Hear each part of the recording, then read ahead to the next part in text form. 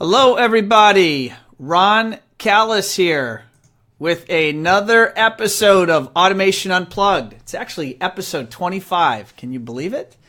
So thank you very much for watching me out there in Facebook land. It is Thursday, November 30th. It's 12:38. Dave, my guest, and I were fighting some of the computer gremlins this afternoon, but hopefully we have them beat. And let me go ahead and bring in my guest. I've got the one and only Dave Pedigo from CEDIA. How are you, Dave? I am super. How about yourself? I am doing very well. So we're here just a week after Thanksgiving, so I guess let's start there, Dave. How was your Thanksgiving? It was quiet, really enjoyable, relaxing few days off. So it's the exact Thanksgiving that you would want. How about you? It was very good. Yeah, it was a low-key Thanksgiving. My family and I, we stayed here in Florida and just laid low. We're going to do a little bit of traveling for Christmas, so figured we would take Thanksgiving easy.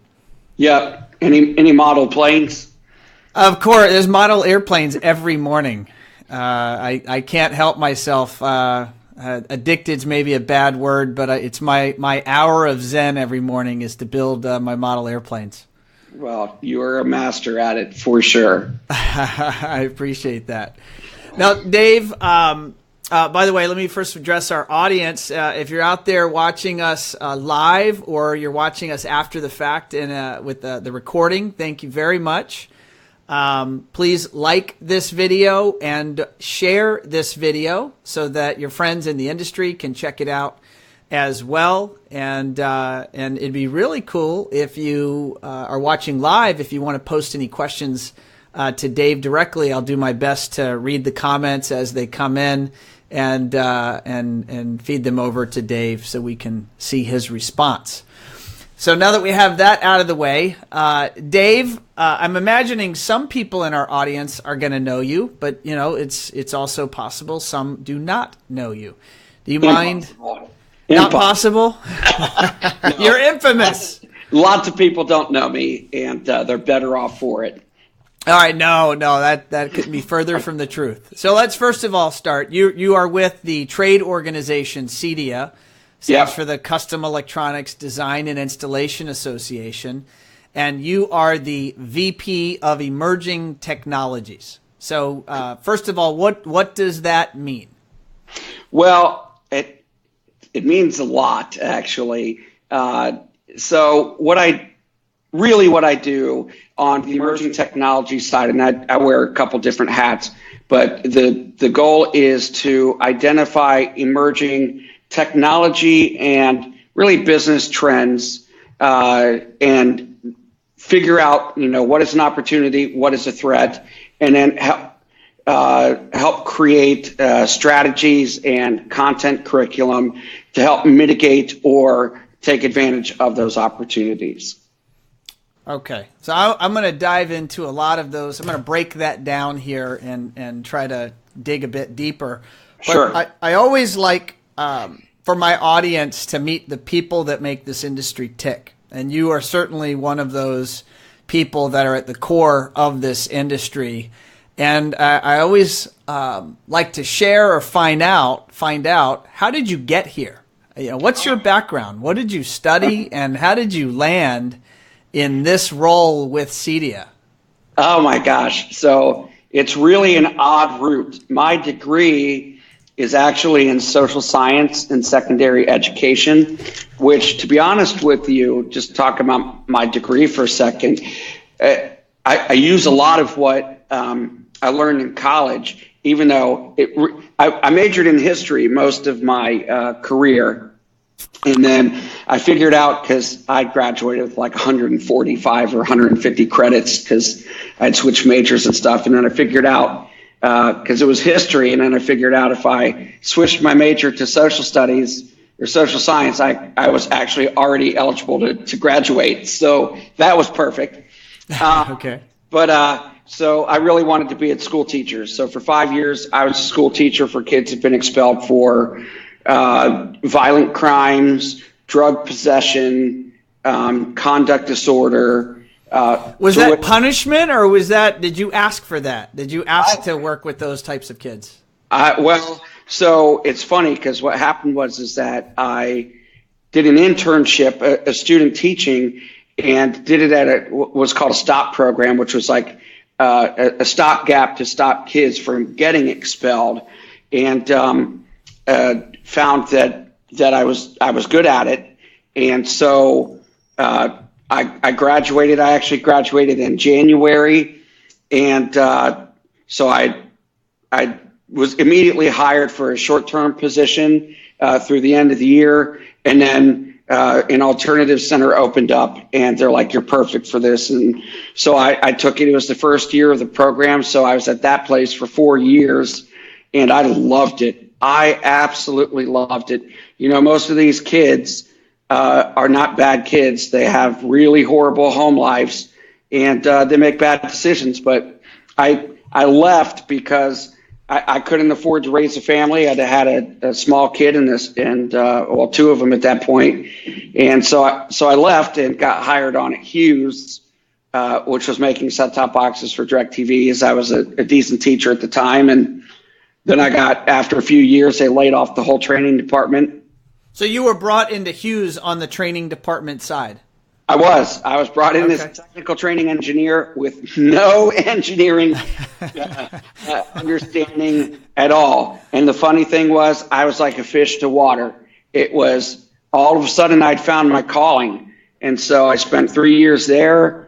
Then they laid off the department, and I was really solid in the satellite world. And SBCA at the time had a certification program. And so I found that job 3 or 4 days after I got laid off, and went and worked there for a few years. And then I was teaching at a CEDIA event on behalf of SBCA, and was asked if I would be interested in ever working for CEDIA. And at that point, I was driving 5 hours a day, about 3 hours in the morning, 2 hours at night, every day to work. And That sounds crazy. Where were you driving from? You're driving somewhere in Indiana to Chicago or something? No, this is in Maryland. So I was driving from Germantown, Maryland to Alexandria, Virginia. And you were driving through traffic. Oh, yeah. It was only like 40 miles, but it was just hideous. It was just hideous. So I took the leap of faith and went to CEDIA, moved to Indianapolis, and that's when I really found, like, oh my God, everything that I'm doing makes sense to me. I get it. And so it's been a really circuitous route. I started as a technical trainer there. And then after a few years, I took over the Technology Council. And at this point, I've kind of raised up through the ranks. Now I oversee quite a few things, and I've loved every second of it. So you have a background in education. You were hired in for education. So let's, if you don't mind, start with education at CEDIA. And, you know, we just came out of, or just have come out of the CEDIA 2017 event in San Diego. It was spectacular. I know that my company, we had a great time at the show. The city's amazing, and the show was, I'd say, went off pretty flawlessly. It was great. It was really. I'm looking forward to going back to San Diego next year, and I know a lot of my staff are. They're all now vying to see who gets to go to the show and work the show. Yep, for sure. How was CEDIA Education at the show, and how was maybe it different this year than in years past, and what were some of the highs and or lows that you experienced? Well, I thought the education went great. I'll tell you a low real quick was, and this doesn't have much to do with anything, but they didn't turn the air conditioning on for the first few days of setup. So it was about 115 degrees inside there, getting all the racks set up. And poor Luke Amos, who's our senior director of content and development, probably lost about 20 pounds of sweat there. The education went great. And so I'm a metrics kind of guy. I like to look at how things are. And when I actually looked at our average evaluation scores, and I don't know, don't quote me on this number, but we probably had somewhere between 6,000 and 7,000 butts and seats. So, if you took 4 classes, you count as 4 butts and seats. But if you do that, when we do the evaluations, and about 50% of the people who take classes do the evaluation, and we averaged basically a 4.5 out of 5. And our median, which means that 50% of the evaluations was like 4.65. So, you're talking about our median score was over an A. And so, of course, there's always going to be when you do 150 sessions, and we really had added more sessions. We normally do about 110. I wanted to give it a shot and do more, so we did 150 this time. And other than maybe a couple of classes that, weren't that great, overall they were incredibly well attended. We did a lot of hands-on, a lot of rack building classes. We had to offer our rack building class 3 separate times, and it was sold out every time. So it was great. I will say we'll probably scale back a little bit the number of sessions next year. It was just a trial. But it's just with the size of staff that we have, putting on 150 sessions in 4 days, we just water things down maybe a little bit too much. So we'll probably reduce the offerings just a little bit. But in general, our education has been great. A couple of trends are that we see more business classes being taken at this point in time than we do technical classes. There's very little difference in the at least perceived quality of the technical versus the business classes. But I just think at this point in time, there's not as many technicians that are brought to the show as there were in years past. But we'd really like to see that change. But we as a technology council actually had recognized years ago that the biggest threat to the industry was the lack of business acumen for a lot of these dealers. And that's not a knock on them. These guys and gals are great people, amazing at what they do, but it gets to be really difficult to juggle running a business and being ahead of the curve on technology. And so I'm really proud that over the last 3 or 4 years, we've seen those increase in business classes. And I don't think it is any kind of chance that not only has business doubled, which we probably don't have much to do with, but the amount of profitability has doubled as well. So the average profit margin has gone from just over 4% to just over 8% in the last 3 to 5 years. And so that actually means 4 times more net profit when you've doubled the amount of jobs and you've doubled profitability. And I think a lot of that has to do with the business training. And I can only attribute that to the amazing business volunteers, well, not just business, all our volunteers, whether it's our business working group, the technical working group, the professional development advisory committee, and all of our volunteers. They are doing such a damn good job, sorry for the language, but it's the only way to put it. Our members be more profitable, and that's exactly what a trade organization is supposed to be. So right. I'm very proud of where we are. Are there things that we can improve? Of course. We have to work on ways like pathways, as an example, to get, like a starting technician to get all the way up to where they are mastered their task, where like we've got lots of different areas, but it's not like this seamless joined pathway. And so we'll work on those. But right now, when it comes to Expo, I'll put our record against anybody. So the education, I think, has been for a long time, certainly for a better part of a decade. I think in my opinion, one of the brightest benefits of CEDIA membership. Yeah. And, but waiting to only do that at the show, I know in years past there was regional CEDIA trainings and the way that people in various markets, maybe they couldn't fly out their whole team to San Diego. Where does CEDIA stand today with getting the education, whether it be business education or technical education, out into the marketplace? And I that's not a leading question because I don't know if where CEDIA is at with that. So that's a good question. First of all, my strategy over the last few years has been to make our training relevant, accessible, and timely. And the accessibility part is really important. Some of that is that we have to do online. Our online is actually very good. It's a little difficult to get to, but I think we average like a 4.8 or 4.9 out of 5 on our evaluations for our e-learning. But you will see the association at the local and regional level much, much more moving forward. The hard part with doing it at a regional level is just like after this podcast, I'm driving to North Carolina for a soccer tournament with my daughter. Well, if CEDIA was coming here and I just couldn't be there because I'm at a soccer tournament and they're not there for another year or two, it's like I was never there. Right. And that's a problem because we need to be relevant. We need to be accessible. And so we're finishing up our very long, very thorough, very intense strategic plan, and education will certainly be a big part of that. And we can't educate if we are not also at the local level. So we will be much more,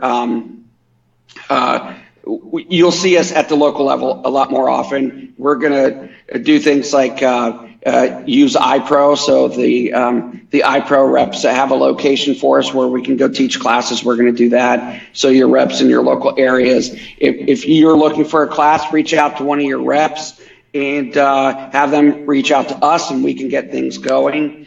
So there's lots of plans and we're going to be out there. I mean, it's an example. I'm going out and Walt Serby's going out, not next week, the week after.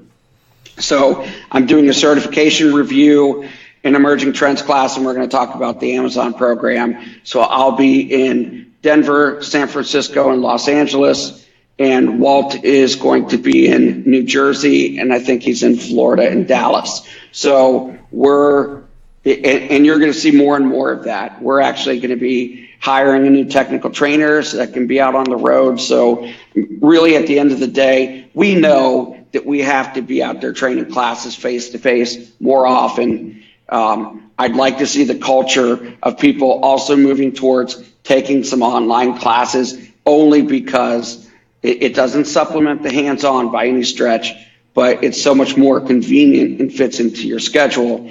And to be honest with you, we put a lot of activities in there. So it's not just a person reading voice over PowerPoint. There's a lot more to it, at least for the majority of our online classes. But education is very important to us. And we will be doing more next year and certainly in the years to come. Well, I appreciate that. I want to address our Facebook audience out there. Our following is growing. So thanks again if you're watching us live. And again, if you're watching us after the fact, still thanks for watching.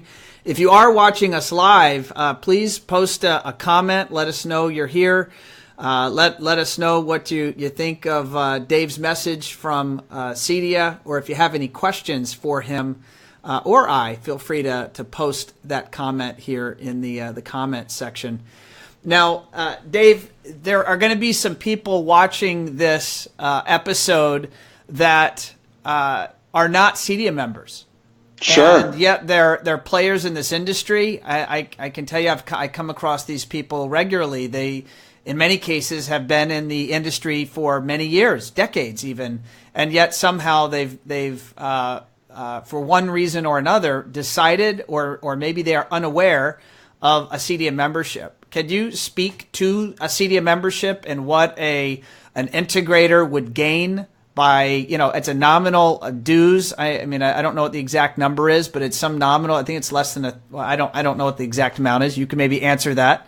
As a home technology professional, it's $500. It's been $500 since the inception of the organization. That's the number I remembered, but I figured maybe I've been out of touch a little bit, and I didn't want to speak if I wasn't, correct. So, how would you speak to that audience? Well, the first thing I would say is that there are certainly member benefits, the access to education. So basically, all of our products that you're going to buy from us, you're going to get for half off. So we charge double the price for any products that we put out there. So you're going to see a significant discount in there. And like any events, like if you go to the show, as an example, it's free for you to attend Expo. The show now. It's if you can go to management conference. Sorry, I'm going to get murdered for that one. Gosh, I'm going to be killed for that one. I think you're going to get killed for both of those by somebody, but not by me. So you keep rolling. But there's a lot of other kind of intangible things that a lot of people don't see. One of them, I think the biggest, is our government affairs. Darren Riemann, who is every single day fighting battles to keep our members in business because there are outside entities, basically lobbyist groups that are passing bills or trying to pass bills that would prohibit our members from doing business in their area. So a lot of times what happens is you get a company, let's use Texas as an example. A couple years ago in Texas, they tried to pass a bill that stated that any device, so if you had a security system in the home, any device that could touch that in any point in time would require that you're a security dealer. So as an example, if you had a security system and you put a TV in and there was a camera in the TV, well, then you'd have to be a licensed security dealer to put that in. So, in New Jersey right now, they're trying to pass a regulation where you have to be a licensed electrician to install any cable that can carry 10 volts or more. And it's always put under the guise of life safety, but it's not life safety. It's using regulation or bills to get a competitive advantage because they can't win in the marketplace. So, Dave, let me challenge that thinking, if you'll allow me. Please. And that is that only I'm going to say less than half. I think it maybe is a number much less than that of the people in the low voltage custom integration marketplace are members of CEDIA. Fair. And there's this challenge of how and why should people that are not members pay $500, get that badge, put it on their website, their business card, and leverage that. And all right, so the government affairs discussion point, I've heard that for many years, and it is clearly very valid. So the question is, if today only a small fraction of all integrators are members of CEDIA, and I'm not saying that in a disparaging way, I'm just kind of being factual. I know exactly where you're going for this. I've heard many a person say, you know what, they're going to do it whether I'm a member or not. There you go. So my point is, if we get CEDIA membership to double, and there's that much more money coming into the organization, how is government affairs, as an example, amplified? Or how could we be more effective? What changes?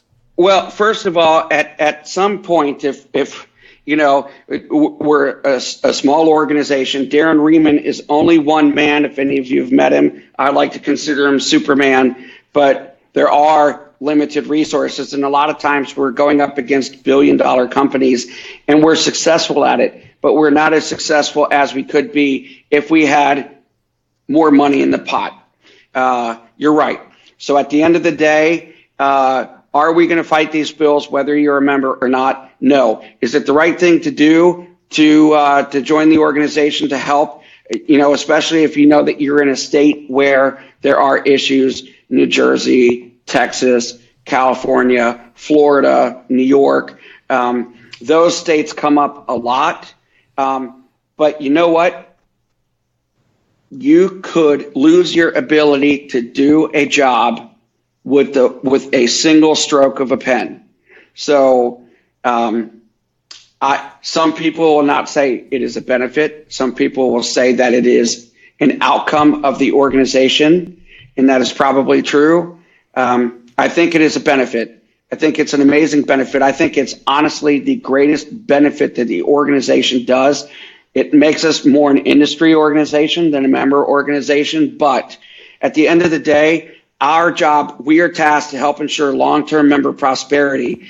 And the biggest threat that is instantaneous is regulatory issues, where all of a sudden you are no longer able to do a significant portion of your job. And I would imagine the electrical contractors or the security contractor associations are lobbying hard to put the CI business out of business or take away significant portions of their capabilities state by state. Is that a fair statement? Yes and no. It depends on the bill. It definitely goes bill by bill. Sometimes it is accidental. So you might have two very large type of industries. Let's say it's a cable kind of association versus a security association, and the cable companies are trying to come in and do security, and the security companies see that as a threat, and then we are caught in the crossfire. And so it is the law of unintended consequences. And so what happens is Darren, who is amazing at it, has to go and put in things like carve out language so that it says that as long as this passes, it does not affect the people that are doing the business in our industry. And it's almost always for the home technology professional, but not always. We do things at the state level. We very rarely do things at the federal level. We have a great working relationship with CTA, who does a lot of the federal stuff. And then they look to us for the state, and then we look at them on the federal side. But there are times where we have to fight federal battles, like the California Energy Commission years ago, which was one of the issues that we were unsuccessful on. I'd put our success rates at about 90%, 95%. E-waste in Hawaii, those kinds of things. If you'll allow me, and I'm cognizant, you're actually, when we wrap up here, you're going to be hitting the road for a 10-hour drive, if I'm correct. I am. So it's all good. Now, why are you driving? Why are you not flying somewhere? Oh, God. I spent my entire life in a tin can. If you can stick me in a vehicle with my daughter and wife who can talk to me for 10 hours, I'll do it. So I'm kind of forcing so you it's to good spend family time with time. me. It's on the road, but it's family time. Yeah, absolutely. All right, now a quick question. George Tucker, we know George, and he posted a question. It actually goes back to the regional training. By the way, he says, fantastic news on the regional training. He says he's very excited about that.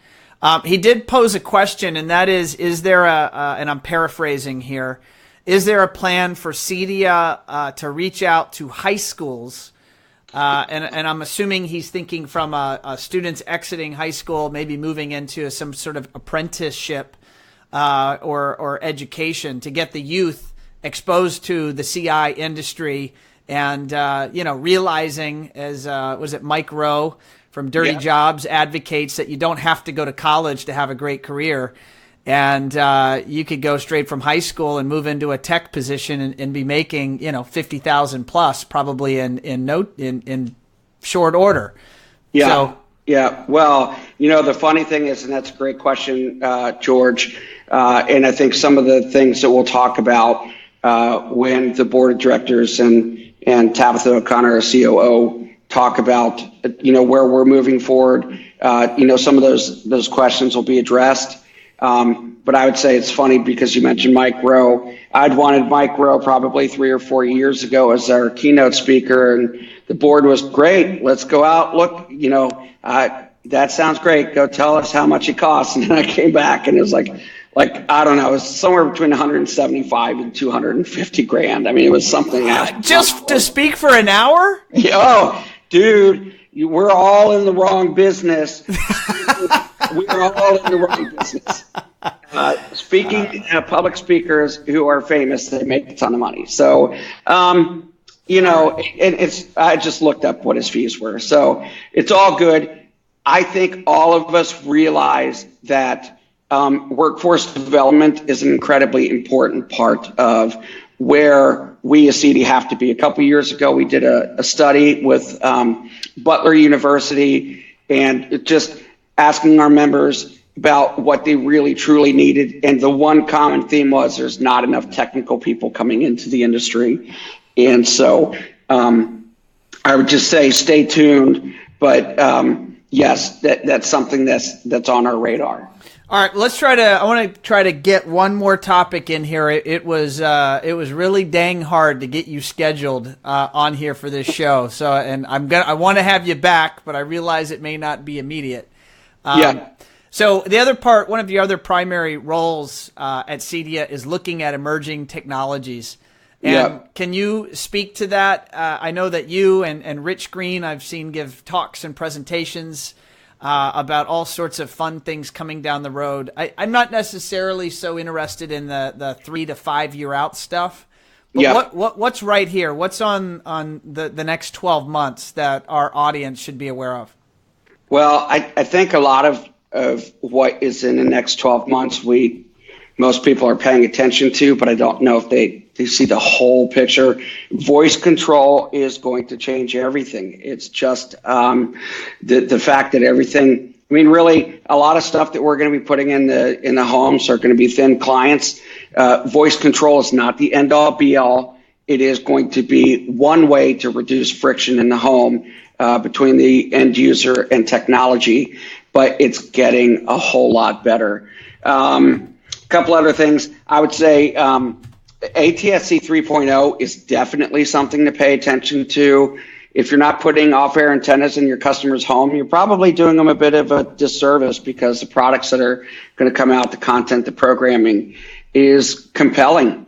And it's basically an IP stream. It'll be easier to get high quality. It'll be less compressed than you're going to see coming from your satellite or cable providers. And so that's definitely coming. And there's a lot to talk about that. And Mike Heiss is one to really, if you've got questions about ATSC 3.0, he's the guy to chat with. And then the big news was just it's either yesterday or the day before that HDMI 2.1 was ratified.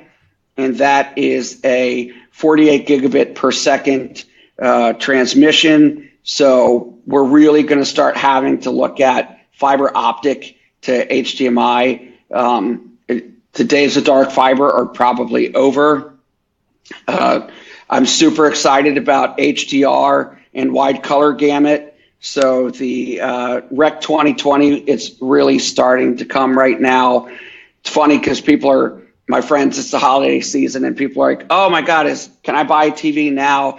And a few years ago, you would have asked me, should I buy a TV now? And it's like, buy a TV now. So if you're getting a TV that's got Dolby Vision, you know what, you get an OLED or a QLED, whatever, you're probably going to be fine for the next few years. So I think the time is ripe. It's not a revolutionary time, I think. It's an evolutionary time, meaning that we're just seeing small iterations over the next few years, and that's kind of a good thing. Yeah. I don't see a lot of stuff catching us off guard, but God knows we're really starting. You never know what's around the corner that we don't know. The questions we're not asking.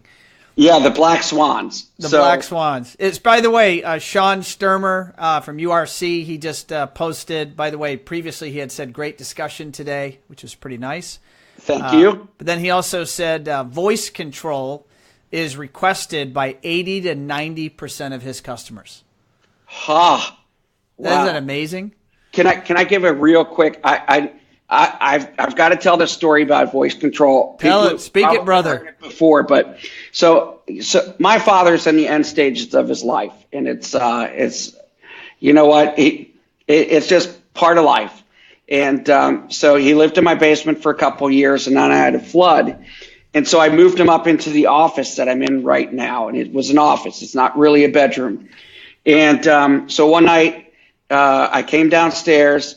at like 1 or 2 o'clock in the morning, and I see him using a flashlight to go to the bathroom. And I'm like, Dad, what are you doing? He's like, well, I don't have a light switch and it's just a hassle.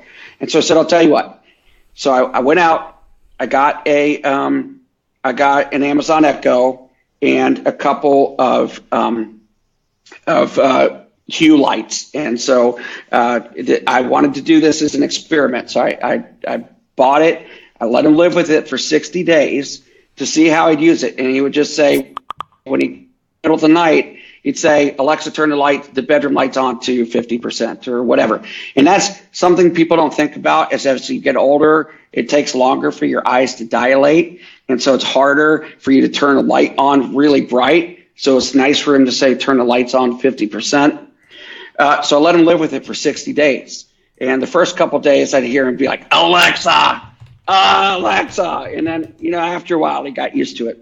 So then after 60 days, I said, Dad, I've got to take the Alexa back or the Echo back to work. And he's like, well, how much is it for a new one? And I said, well, it's $200. This was before the dot was out. And he's like, well, I don't really want to spend $200. I'm like, sorry, Dad, got to take it back to work. So I go to work, I'd taken it out. And by noon, he called me and said, I ordered a new one. Can you install it for me when it comes in? Wow. So, yeah, it's like you don't think about it, but I am most excited about voice control for people with disabilities. I had a great, just yesterday, Tabitha O'Connor and Jody Larson and I were out at Comcast, and they showed us their lab basically for people with special needs, and it's just amazing. My next door neighbor had his dad died of Parkinson's, and it was a really aggressive form. And he was able to use some technology to do stuff, but the leaps and bounds we've just made over the last couple of years are absolutely incredible. And so voice control, it's not just a gimmick. There's lots of cool stuff, and it's also going to improve the quality of people's lives who need it most. Well, Dave, I completely agree. And I think you have one of the more exciting jobs out there in terms of your being responsible for reviewing what's out there in terms of new technologies, and then, of course, trying to determine how to best bring that and support that education to your membership base at CEDIA. So I think it's pretty exciting, and I've seen you working really hard for many years now. So from One Firefly as a CEDIA member to you, thank you very much for all your hard work. Well, it's only work if you don't enjoy it. So that's right. That's fair. It's a great job. I'm blessed, and it's volunteers like you, because Ron, you volunteer for us a lot too. And actually, not just for us, you're a volunteer for many things. You're the embodiment of the best things. And this isn't sucking up to you. This is the truth. The embodiment of what the organization is about. And that is giving back to your community. So I appreciate the opportunity. And whenever you want me back, I'm happy to be on. Awesome. Thank you, Dave. And we were at 38 minutes here, and I know I told you 30 minutes, and you've got just this horrendous drive. Well, it's not horrendous, right? It's good family time. So you've just, awesome. But regardless, you have some road time. I do. All right. Thanks a lot, and we'll talk soon. Awesome. Thank you, Dave. Thank you, Dave. All right, audience. Thank you so much for hanging out with me and Dave, or I know that's bad grammar. My 8-year-old would correct me and say Dave and I. So with Dave and I here for the last almost 40 minutes. Today is it's about 1:15 p.m. or so on Thursday, November 30th. Thank you so much for joining me. I will see you next week for episode 26. And until then, have a good rest of your week and have fun. I'll see you soon.